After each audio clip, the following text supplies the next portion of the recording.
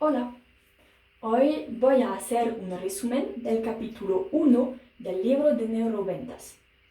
En el inicio del capítulo 1 hay una presentación un poco histórica del cerebro que se llama la década del cerebro. Es durante los años 90 y en estos años hubo muchas descubiertas, muchas máquinas para entender mejor el cerebro. Y también en estos años se ha notado que hay entre el 90 y el 95% de las decisiones que están tomadas por el cerebro antes de la conciencia. También en este periodo se desarrollaron diferentes disciplinas como el neuromarketing y las neuroventas. Y es esta que nos interesa. Para entender las neuroventas tenemos que entender a dos principios.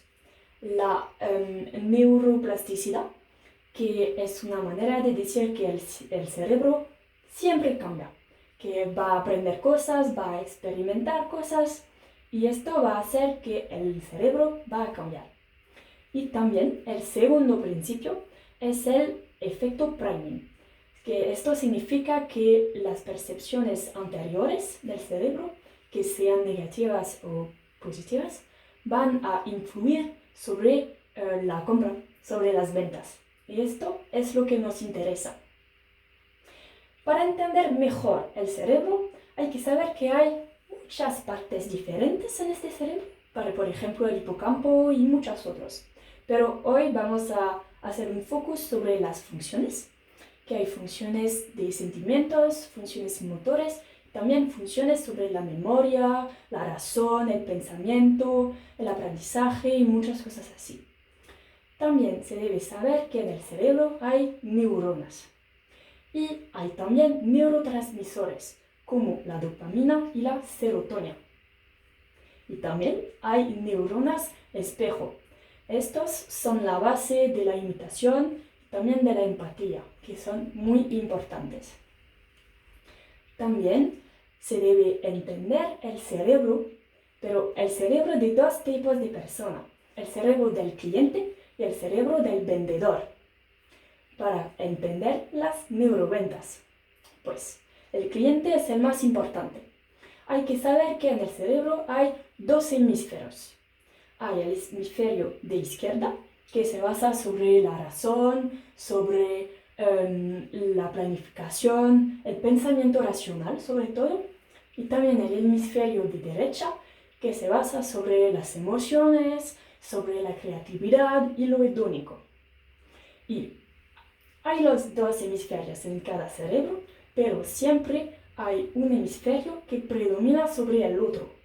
Y para vender bien, hay que entender bien el cliente y saber qué hemisferio predomina. Hay también una diferencia entre mujeres y hombres sobre el modo de pensamiento, que puede ser más lento, más analítico para las mujeres o un proceso más focalizado para los hombres. Y ahora que sabemos que existen los dos, también tenemos que entender al cerebro del vendedor, que tenemos que analizar para que sea interesante y útil. Pues, para que sus ventas sean efectivas, el vendedor tiene que desarrollar diferentes competencias como la empatía, la comunicación, el liderazgo, muchas cosas así. Y para desarrollar estas, hay un proceso que se llama neuroplasticidad dirigida y es el poder del pensamiento que es muy poderoso. Y con todo esto podemos entender mejor a las neuroventas y al cerebro de nuestros dos personajes, que son los más importantes. Y voy a terminar con esto. Gracias.